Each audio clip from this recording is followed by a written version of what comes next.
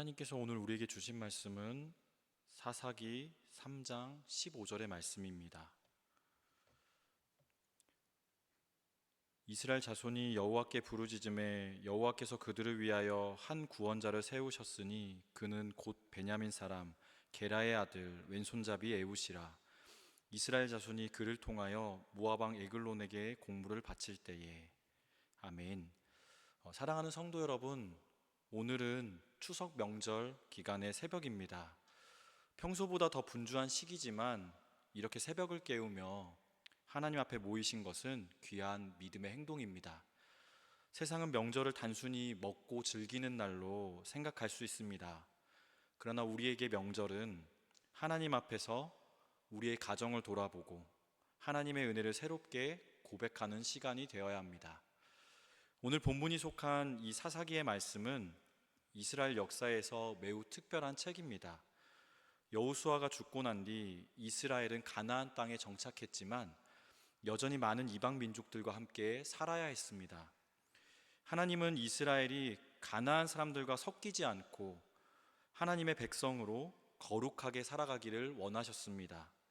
그러나 이스라엘의 처한 현실은 달랐습니다. 이스라엘은 점점 이방 신들을 섬기며 하나님을 떠나갔습니다. 사사기는 약 300여 년 동안의 이스라엘의 이야기를 담고 있습니다. 이 기간 동안 이스라엘은 왕도 없고 중심의 지도자도 없었습니다.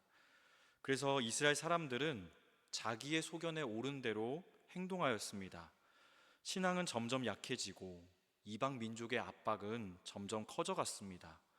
그때 하나님은 주기적으로 이스라엘에 사사들을 세워 이스라엘 백성들을 구원하셨습니다.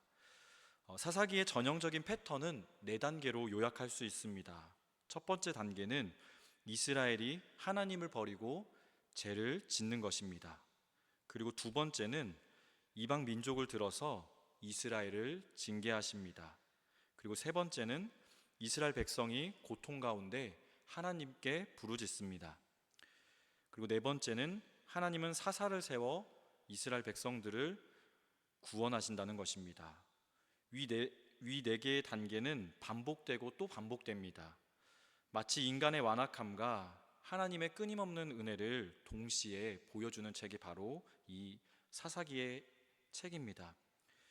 사사기 3장은 첫 번째 사사인 온니엘, 두 번째 사사인 에훗, 또 세 번째 사사인 삼갈의 이야기가 담겨 있습니다. 온니엘은 비교적 전통적인 방식으로 이스라엘의 구원의 사역을 이루어갔습니다. 그러나 에훗의 이야기는 조금 특별합니다. 매우 독특합니다. 에훗은 왼손잡이였습니다. 당시 사회에서는 이것이 약점처럼 보였습니다. 그러나 하나님은 그 약점을 강점으로 바꾸셔서 놀라운 구원의 역사를 이루어 가십니다. 오늘 본문은 그 이야기의 시작점입니다. 이스라엘 자손이 여호와께 부르짖음에 그리고 여호와께서 그들을 위하여 한 구원자를 세우셨으니 라고 말씀하고 있습니다. 이 말씀 속에서 오늘 우리가 붙들어야 할 신앙의 진리가 담겨 있습니다. 첫 번째로는 부르짖음이라는 것입니다. 오늘 말씀은 먼저 이스라엘 백성이 여호와께 부르짖었다라고 말씀을 기록하고 있습니다. 이 부르짖다라는 말씀은 단순히 크게 외쳤다는 의미가 아닙니다. 억울할 때, 고통스러울 때, 도저히 감당할 수 없는 절망 속에서 간절히 도움을 요청하는 부르짖음을 뜻합니다.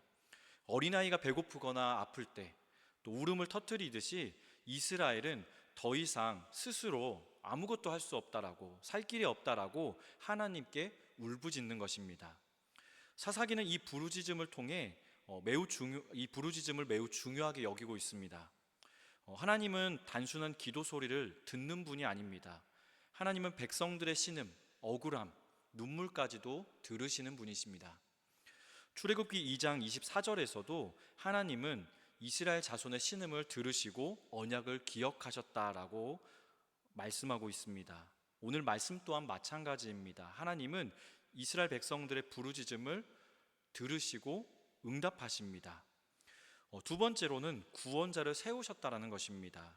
오늘 말씀은 하나님께서 이스라엘의 부르짖음을 들으신 것으로만 끝나지 않고 하나님께서 그들을 위해서 한 구원자를 세우셨다라고 기록합니다. 여기서 구원자라는 단어는 단순히 군사적 영웅을 뜻하는 것이 아닙니다.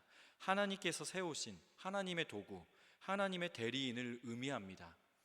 구원은 인간의 계획에서 나온 것이 아니라 하나님의 주권적인 선택에서 비롯된다라는 점을 오늘 말씀을 강조하고 있습니다. 그리고 세 번째로 살펴볼 것은 에웃의 독특한 정체성입니다. 오늘 말씀에 보면 그 구원자가 바로 베냐민 사람 게라의 아들 왼손잡이 에웃이라고 기록합니다. 여기서 왼손잡이라는 이 표현은 흥미로운 표현입니다. 히브리어 원문을 직역하게 되면 이런 의미입니다. 오른손을 쓰지 못하는 자라는 것입니다. 고대 사회에서는 오른손을 쓰는 것이 정상이고 강함의 상징이었습니다. 반대로 왼손잡이는 약함이나 불편함으로 여겨졌습니다. 그러나 하나님은 그 약함 같은 부분을 들어서 구원의 도구로 삼으셨습니다. 당시 군사들은 칼을 보통 오른쪽 허리에 차고 오른손으로 뽑았습니다. 그러나 에웃은 왼손잡이였기 때문에 칼을 왼쪽 허벅지에 찼습니다. 그래서 모압 왕 에그론 앞에서 검문을 받을 때 칼이 발견되지 않았습니다. 하나님은 세상 사람들이 보기에는 불리한 조건을 오히려 유리한 조건으로 바꾸십니다. 그리고 네 번째로 살펴볼 것은 바로 하나님의 방법입니다. 여기서 우리는 하나님이 일하시는 독특한 방식을 볼 수 있습니다.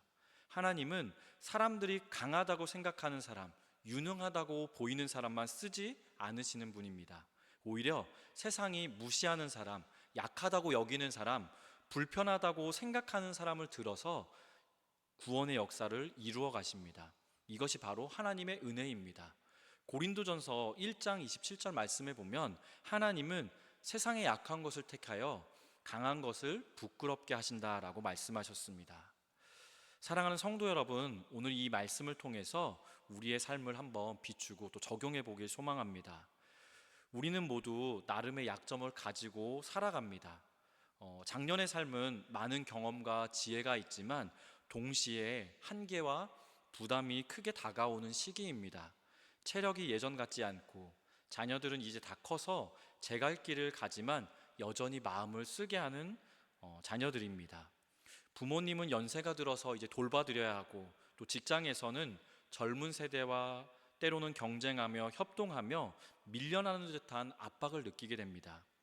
그러면서 내가 이제는 힘이 없다라는 자책이 드는 때가 되기도 합니다. 그러나 사랑하는 성도 여러분, 하나님은 바로 그 연약함 속에서 역사하시는 분이십니다. 우리가 가진 왼손 같은 이 약점은 하나님을 그 약점을 귀하게 사용하십니다. 에웃이 바로 그 증거이지요. 명절은 우리의 삶의 현실을 더 선명하게 보여주는 시간입니다. 형제 자매들과의 비교, 또 가정 안에서의 갈등, 부모님을 모시는 문제, 또 자녀들의 진로와 결혼 문제, 이러한 상황 속에서 우리는 한숨을 내쉽니다. 그러나 바로 그때 우리는 하나님께 부르짖을 수 있습니다. 하나님께 부르짖으며 나아가야 합니다. 하나님께서 우리의 부르짖음을 들으시고 새로운 길을 열어주실 줄 믿습니다. 작은 예를 몇 가지 좀 들어보고자 합니다. 건강이 약해져서 활동을 줄였는데 오히려 하나님 앞에 기도하는 시간이 더 많아진 분이 있습니다. 경제적으로 여유롭지 않지만 오히려 이웃을 돕는 일에 더 마음이 쓰여서 자금 나눔을 하게 되는 분도 있습니다. 또 자녀와의 관계가 어려워 마음이 어려웠는데 그 눈물이 오히려 자녀를 위한 강력한 기도가 되는 분도 있습니다. 이 모든 것이 모두 우리의 왼손입니다. 약점 같아 보이지만 우리가 하나님을 찾고 구하는 그 약점을 통해서 하나님께 더욱더 나아가실 수 있을 것입니다. 사랑하는 성도 여러분, 이제 말씀을 맺고자 합니다. 오늘 본문은 우리에게 분명히 가르칩니다. 우리가 하나님께 부르짖을 때 하나님은 우리에게 응답하십니다. 그리고 또한 두 번째로는 하나님은 우리의 약점까지도 사용하시는 분이라는 것입니다. 그리고 세 번째로 우리가 낙심하지 말고 오늘 하루도 하나님께 기도하며 나아가자는 것입니다. 이 추석 아침 우리가 드릴 수 있는 가장 귀한 제사는 바로 하나님 앞에 부르짖으며 나아가는 것입니다. 오늘 하루 하나님께 이렇게 기도합시다. 주님, 제 가정의 문제를 주님께 올려드립니다. 주님, 저의 부족함도 주님께 올려드립니다. 주님, 이 연약한 부분, 이 약한 부분을 통하여서 주님의 구원의 역사를 주님의 영광으로 삼아 주옵소서, 사용하여 주옵소서. 그렇게 기도하며 나아갈 수 있는 저와 여러분 되길 소망합니다. 우리가 기도하며 또 부르짖을 때에 하나님께서 우리의 기도에 응답하실 것입니다. 기도하시겠습니다. 사랑의 하나님 아버지, 오늘 새벽 우리에게 사사기 말씀을 통해 다시금 부르짖는 믿음을 가르쳐 주셔서 감사합니다. 이스라엘이 고통 중에 주님께 부르짖을 때 구원자 에웃을 세우셨던 그 은혜의 손길을 오늘 우리 가정에도 베풀어 주옵소서. 우리의 삶 속에서도 해결되지 않는 문제와 약점이 많습니다. 주님은 그 모든 것을 사용하실 줄로 믿습니다. 왼손잡이 에웃처럼 세상에선 부족해 보이지만 주님의 손에 붙들릴 때 놀라운 역사가, 구원의 역사가 일어날 줄로 믿습니다. 추석 명절을 맞아 우리의 가정들을 돌봐주시고 멀리 있는 자녀들과 부모님에게도 주님의 평안을 허락하여 주옵소서. 가정의 관계가 회복되게 하시고 다툼 대신 용서와 사랑이 넘치는 가정이 되게 하옵소서. 오늘 하루도 우리의 손과 마음을 주님께 드리오니 우리의 작은 헌신이 주님의 큰 뜻 안에서 쓰임받게 하여 주옵소서. 육신의 연약함을 이기게 하시고 영혼의 피곤함 속에서도 믿음의 불씨를 꺼트리지 않는 우리 모두 되게 하옵소서. 또한 하나님, 오늘 각자의 자리 가운데에서 하나님을 구하며 부르짖을 때에 응답하시는 그 주님을 만나게 하옵소서. 우리의 가정과 또 우리의 교회와 우리 나라 위에 주님의 구원의 손이 날마다 함께 하시는 은혜를 우리가 눈으로 또 우리의 삶으로 보게 하여 주옵소서. 예수님의 이름으로 기도합니다. 아멘.